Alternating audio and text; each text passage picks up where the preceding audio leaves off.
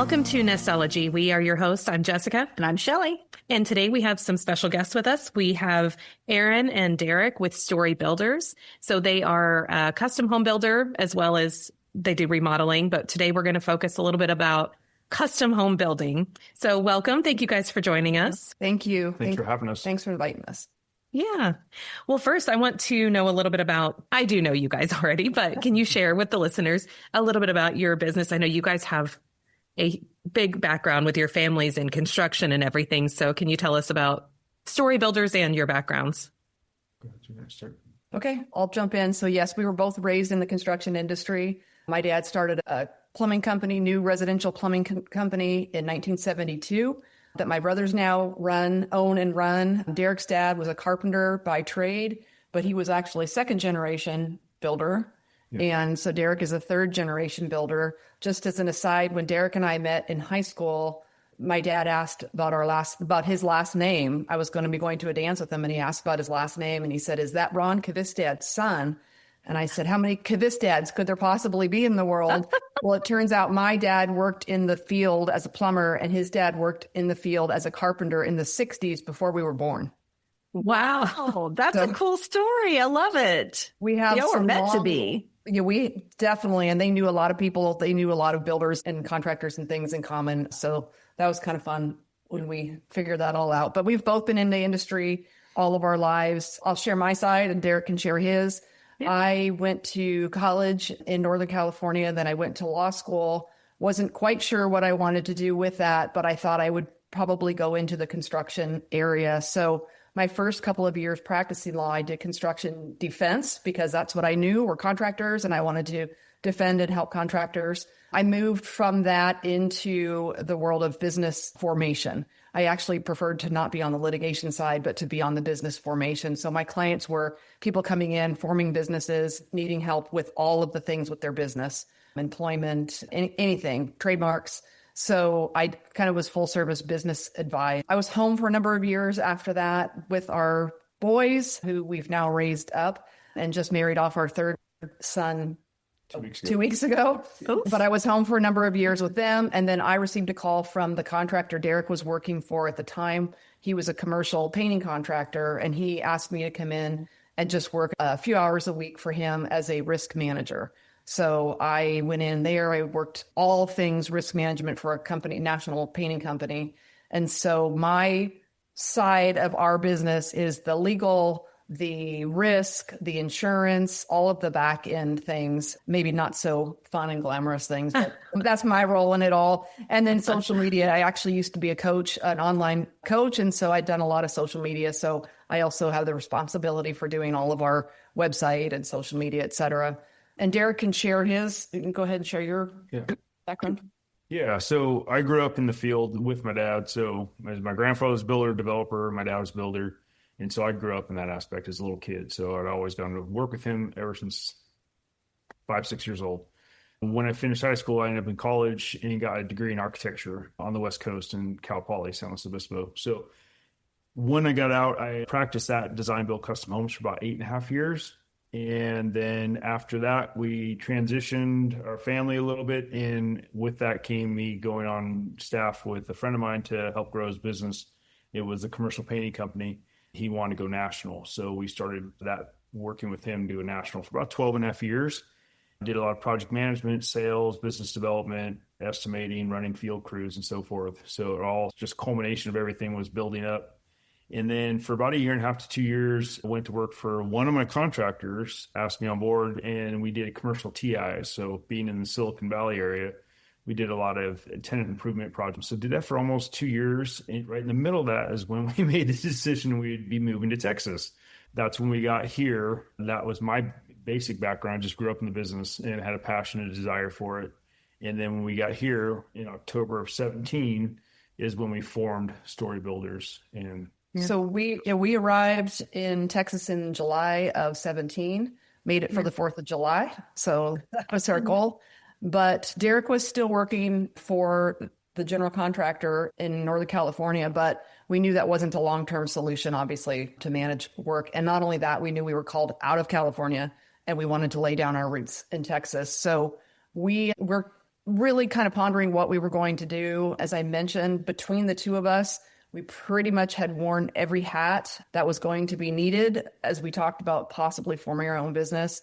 And then we actually went to church one Sunday and heard a message from the pastor who talked about God-given dreams. And he said that God gives each of us dreams and we're supposed to, at some point in our lives, pursue them. But until the time we're called to do that, we need to serve other people and help build other people's dreams and learn the skills and learn the background and all the things necessary, because someday we'd be called to step out into our own. And we came out of church that day, it was October of 17, and we said it's time to build our own. We've been building other people's dreams for 25 years, and we've worn all the hats, we've done all the things, we have all the experience. Let's go out on our own. So it was a big, bold faith journey that we stepped out on, because we'd always worked for other people, but we'd had a lot of role models, like my dad, for example, who had, like I said, a 50-year-old company. So we formed the company in October. The following year, in January, we bought a 1-acre lot, and we decided we were going to build a house. We're going to design and build a custom home in Texas so people could know who we are, what our work looked like, what the quality looked like. And we built that house, and we made every decision. We built every bit of it. And at the end, we hosted an open house, invited all our friends and everybody that we knew, and we were new to them and they were new to us, but we wanted to invite people in to see our work. And from there, we launched our business. And so that led to basically every custom home we've built so far. And Jessica, I started to mention to you earlier, we're kind of in that same place now. We've recently relocated. So we just moved about an hour and a half from where we built our business, which is a little far to continue to run the same business. We are still finishing up some work in that area, but we're in the process again of reintroducing ourselves to our community. So we just completed our first home in this area, and we're fortunate enough to time it coincidentally with the Builders Showcase of Homes. And so last weekend and this weekend, our house has been showcased, and we're launching our business again in a new community. So it's an exciting season for us. Yeah. So what area are you guys looking to serve now? It's South Fort Worth, correct? We're west of Fort Worth. We're currently living in Granbury, and really that's kind of the biggest community down here. So we're Granbury Chamber of Commerce, and our church is in Granbury, and our home is in Toller that we built. Toller is a really tiny little town next to Never heard of that. Granbury. Yeah, it's very small, but so that's Hood County, which is itself fairly small, but Hood County and Parker counties any of the surrounding counties are really tiny in Texas. So we're not really limited by county, but that's the general area where we're in now. Yeah. Well, that way we know who to refer to you guys. So if we have someone looking, Great. So how'd you come up with the name? Gotta be a story for that. I won't kick it over to Erin, but that was Erin's. She did come up with that. So it came down to a point back in 27. It was the winter of 2017. We had to come up with a business. We formed the business. We had to come up with a business name, and Story Builders came about just because what we had experienced through our build and what we'd experienced through the business was, and what we wanted for our business to become was to be able to represent and show every family does have a story. So when we go through the process of building a home for a family, we have to get, easiest way to put it, we have to get personal. We just have to understand how you live. That's our desires. We want to understand how you live, how you operate, size of your family, how you function on a day-to-day basis, because it really goes down to how we design the home and how we lay things out. So when we started going through that whole concept of how we want to approach the design aspect of the house, it started to come across that we developed the name of Story Builders. So every family has a story, every home has a story. So that's story. The word story just kept popping up. So that's Story Builders. Yeah. As a wellness coach for a number of years, I kept coming back to the idea that every person has a story, and recently have been reminded of the idea that every person has a story. And if you knew their story, you would love them. It's hard sometimes because we only know this much depth about a person, but everybody there's a reason why they are the way they are. They have a history, they have a story. And so home building for us also became very much about storytelling. That is beautiful. Yeah. Oh my goodness. Thank you. I want to build a house with you now. Well, we'd love to. Yeah, because it's not too often with builders, and I see it with real estate agents, it's transactional and it's not. There's so much more. And you have to get so personal with people to, especially if you're helping them to custom build a home, to understand their needs and how they live. So Exactly. And we only build 2 to 4 houses a year. So it truly is custom home building. And when we enter into relationship with people, we're in relationship for an amount of time, but all depending on how fast people make decisions and all the things. But it is a process from sitting down, or actually I should say before that, walking on the dirt, walking out on the land, really asking the questions. How do you live? One thing we focus on is how do you live 95% of your life? We try to steer people away from building for Christmas or that one holiday where we're going to need a big table, or well, our kids are here now. We've built for people custom homes when their kids were in college already and not coming back. And so it's funny. It's a funny conversation with people because they think, well, they're going to come back. And it's like, they're probably not going to come back. They do. It's not going to be their permanent room. Yeah. So we try that. That is one thing we do try to encourage people, is to think about the 95% of the time. Do you really need a second, whatever space? But maybe the other side of that is a home gym. For us, we just put a home gym in our new home, is something that is 95% of our life and actually is a good investment on our part because we utilize it. Yeah, absolutely. Well, we have done a couple episodes already talking about the basics of home building and a little bit about the difference between production and custom homes. But I would like to hear kind of from your perspective, if you guys get that phone call from someone, how are you guys explaining the difference between what you guys do versus all the production builders out there, a Drees or a Coventry Home or something else? So how would you guys answer that question? That's always an interesting phone call. So I get that quite often. It comes along with, what do you design? What do you build specifically, like a style, size, and what's your price point? So I sort of shelf all those right away and immediately, because it's what it comes down to for us. And we sort of coined this for us as a phrase when we first started building here, because everybody uses the words custom builder, custom this. And I'm just like, so we started stepping back, looking into it, going, we started using the word true custom home builder. Mm-hmm. So what we mean by that is, like Erin was saying a moment ago, we get onto the land with somebody. If we help them acquire it, or if they already have it, we get them onto the land, and then we look, is there a pond, a tree, specific tree, a pond, a view? Are you on a hillside looking down? Is it a, downsloping lot, level, flat lot? Where's the sun rise? Where's the sun set?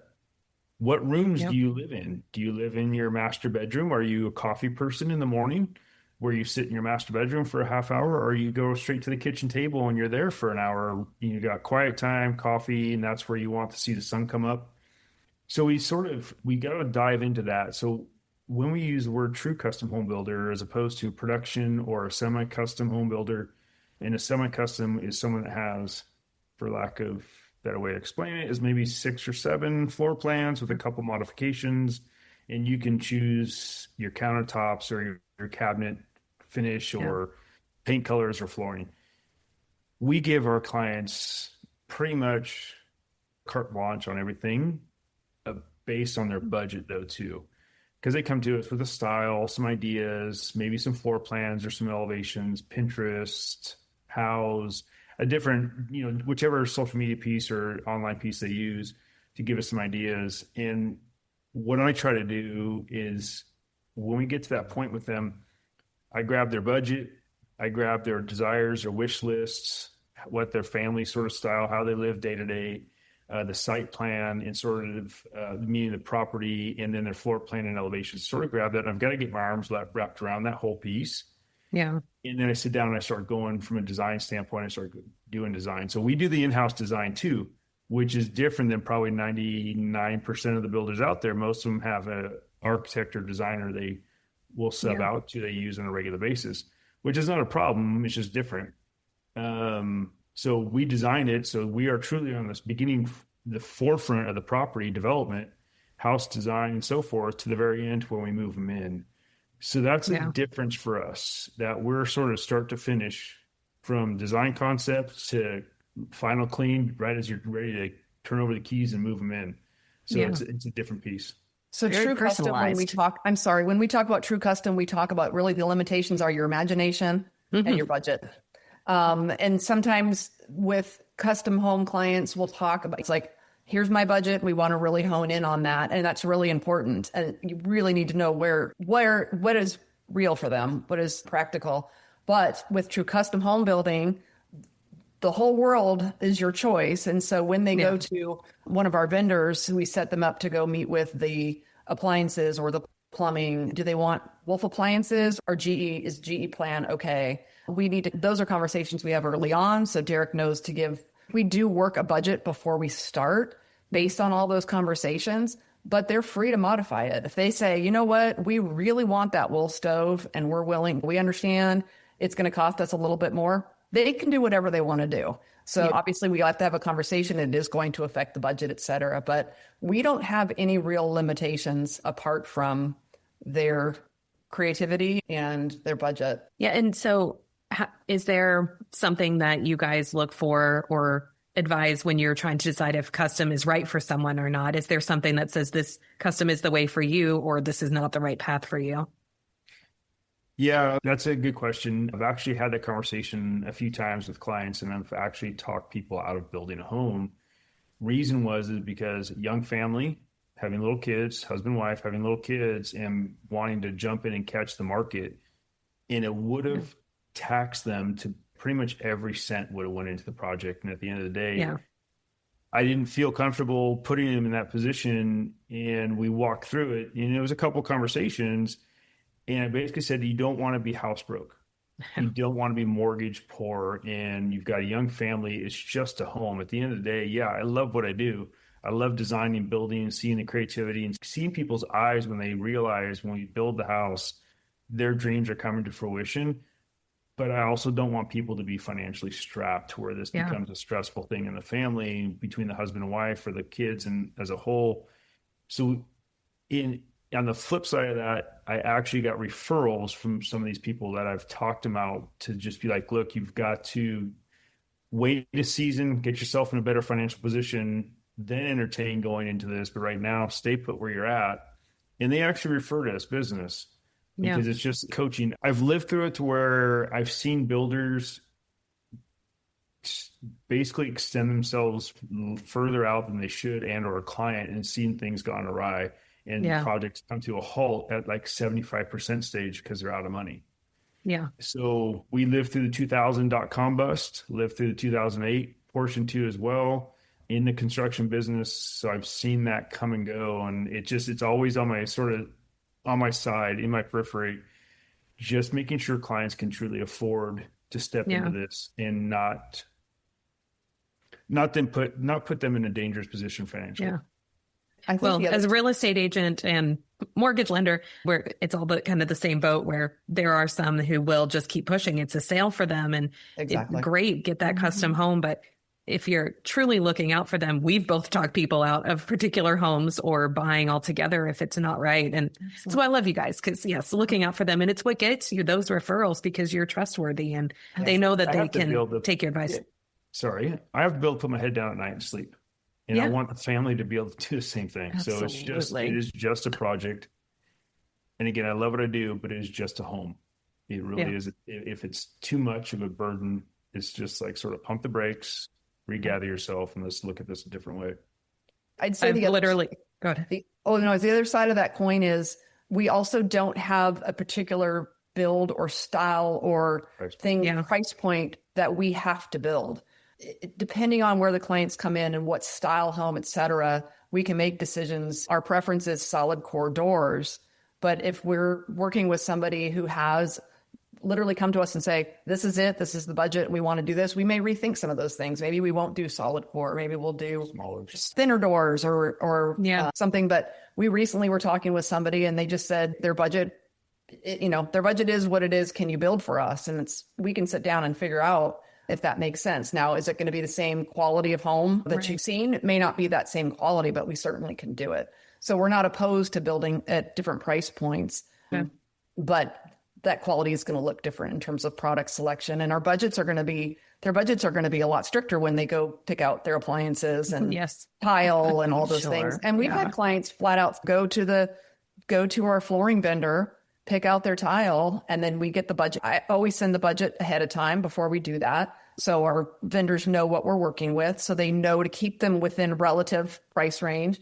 But we've had clients come back and say, you know what, that is a little bit over the budget that you gave us, and that's not an area we want to overspend on. So we're going to go back again, and we're going to make different selections. So there are ways to manage that. I've literally barricaded sections of like tile to tell my clients not to look at them. Like, this is out of your budget. Don't even look. Because as soon as they start looking, they get all excited. Always fall in love with the more expensive stuff. Yes. And it is fun for our flooring and tile vendor for them to be able to find alternates to those expensive things. Yes. So that's another challenge. And there's a lot out there. It doesn't have to be the same There is. material. It can be something that looks like that material. Yeah, exactly. So you had mentioned like lots and walking land. Should a buyer coming to you already have land purchased or selected, or is that something that you guys help with too? We do both. So we've sold lots to clients that we had previously purchased, or we've helped them find a lot. So we sold a lot in Ranchview and Argyle. We've helped them find a lot in Boots Ranch and Copper Canyon. People have come to us in Copper Canyon off Jernigan. Hey, I've got my 10 acres. So we've done all three.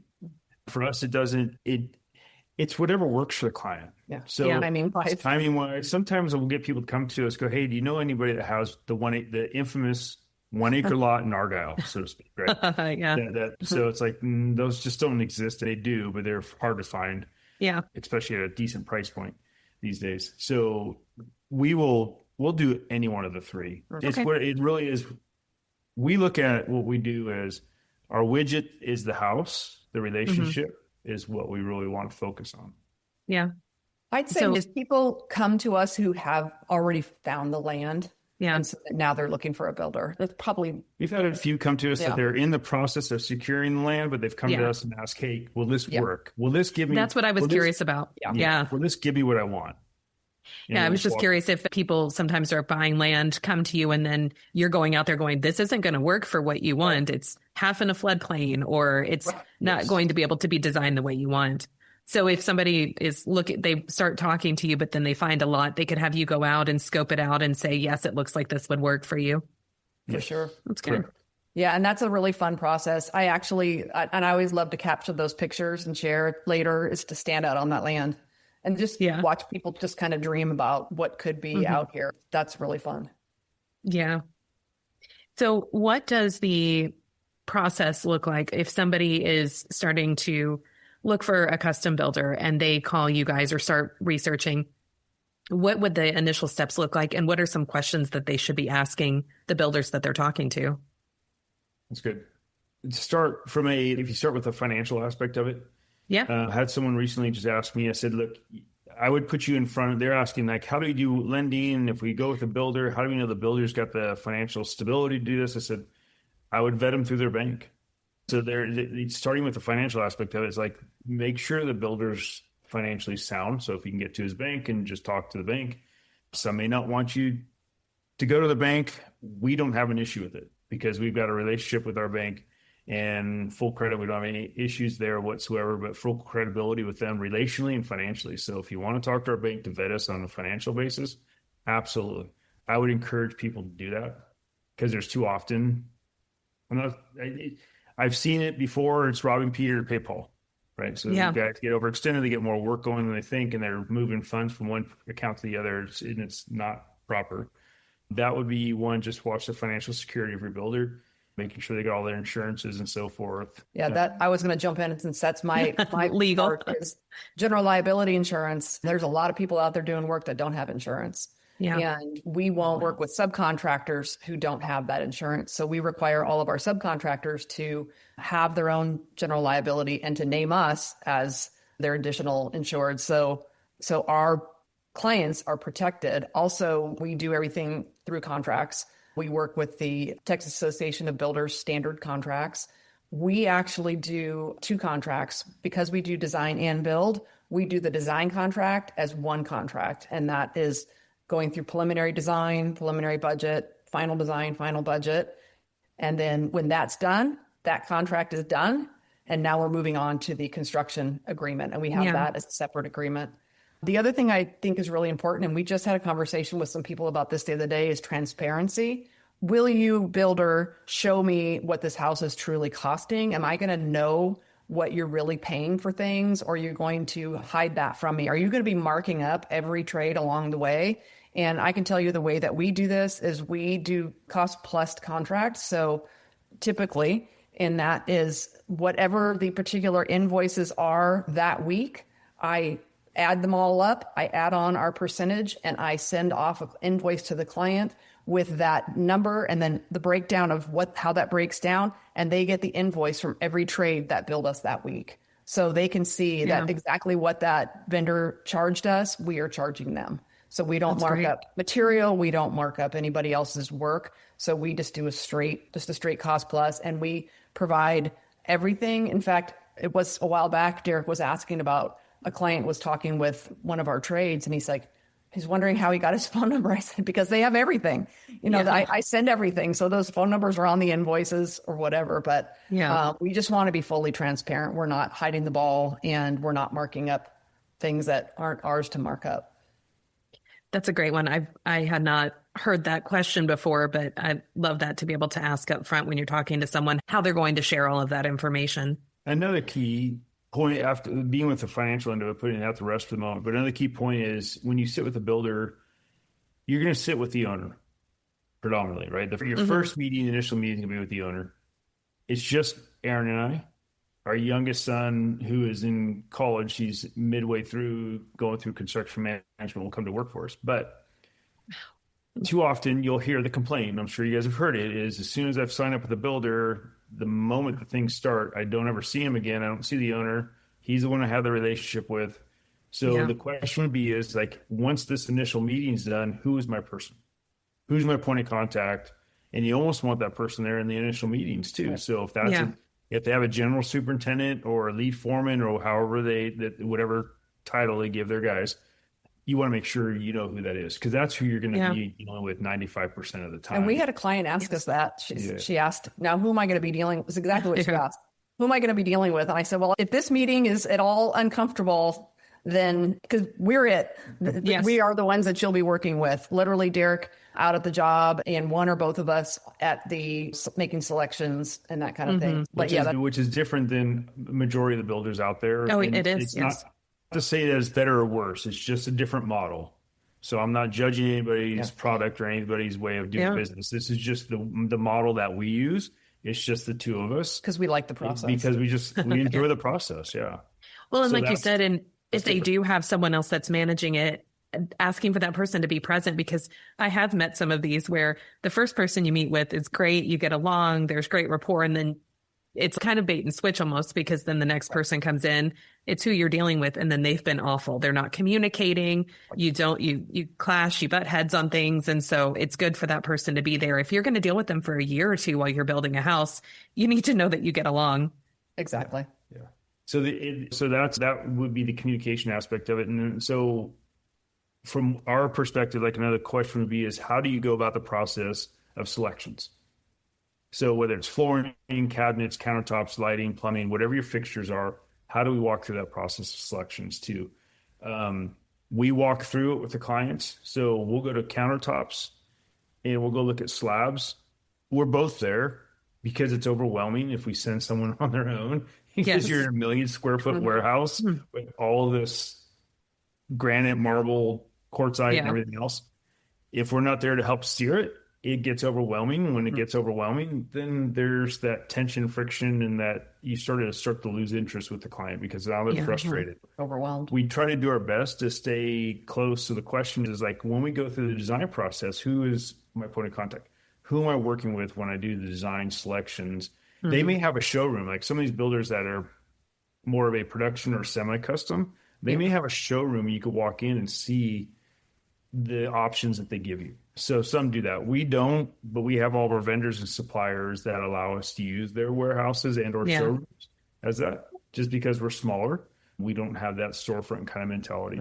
The other thing is we have built a team and we have worked with our same trades and vendors for years. And so that's also really important. And actually, we were really kind of humbled and honored this past weekend. We had our house open as part of the Showcase of Homes, and we had, I don't even remember, 3 or 4 or 5 of our vendors came out. We invited them out, come see the final product, and they never get to see the final product. They are early on, especially some of the early on trades. We had our concrete guy out there. He got to see the bridge that he built and the foundation. He never gets to see the job further on. But our good relationship with our trades and our paying our trades timely benefits our clients significantly. So it's important to also know, do your trades like you? Do your trades work well with you? Yeah, never thought about that. If your trades are not, they're not a big fan of you, but they need the work, that's going to be a whole different experience than your trades wanting to help you out. And we watched with this build we just did. It was really fun. It's our home. It's our own personal family home. But these guys were bending over backwards to, how can we help you? Because they knew after all these years, this was something we were building for ourselves. And it was fun to see the whole team. And actually, even though we've changed our primary area, most of our trades are kind of in the middle. A lot of the guys come from Fort Worth or Arlington. And so they've been willing to come out. So we haven't had to change very many people on our team. A couple things. But even our vendors, we have vendors in Fulton City and Farmers Branch. They're not, even if we were to send a client out there, they're only going once or twice or 3 times. They're not going, it's not an ongoing thing. And it's really, so a lot of times you can go out to the showroom and pick your appliances and your plumbing in one day. So we prefer to stay with our vendors. And I know things over time will change a little bit as things do.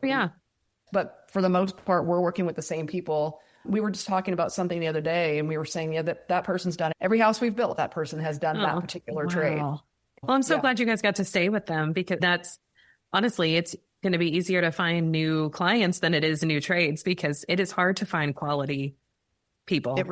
It really is. And we actually we had to find, on this project, we did have to find a new electrician. We have a great rapport with our still existing electrician. But he contacted us one day and said, I'm losing sleep. I really want to do this job for you, but I don't think I can meet your time frame, because we were building very quickly. And he just was very honest with us. He said, I would be available to consult. I will be available to help. I will come out and see it. But I think this is a particular trade that you should probably look for someone else. And we've done that. But again, we continue to work with him. And we love the trades and the vendors. I think partly it's our heart, because it's how we grew up. In industry. So we feel very strongly about that. Also, we've been told our whole lives, what matters the most is how you treat your guys building the home. Yes. If you're not treating them well, they don't care. It's just a job for them. But if they're also vested in the project, they want to do a good job for you. They know they're going to get paid timely. Those things all really benefit the client. And makes our job a lot of fun. Oh, that's amazing. I know we touched on it a little bit, and this will vary depending on your clients, but how long does a custom job usually take? Trick question. It really does depend on the client.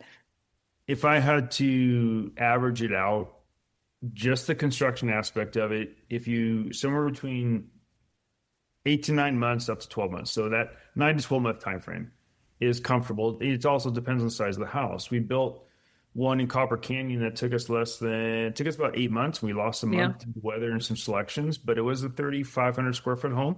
So it was smaller, had detail to it, but they made selections quickly. Working on one that's 4,200 square feet of living space, and we're in month 15, 16.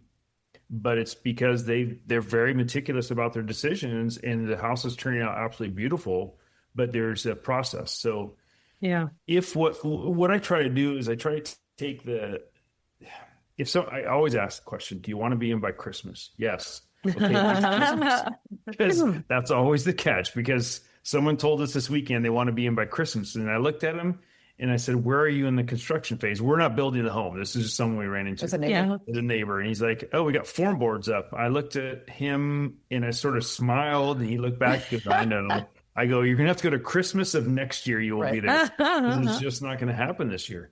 We try to be as realistic as possible with the schedules, but it's like we try to lay them out in with my commercial background and the regular residential construction background, what I try to do is I try to front load all the responsibilities. So what I mean by that is I pull all the selection processes up to the very beginning. So once the design's done and we're getting ready to start building the dirt, padding the dirt and getting ready to start the foundation, I'm like, let's select appliances. Let's start looking at countertops.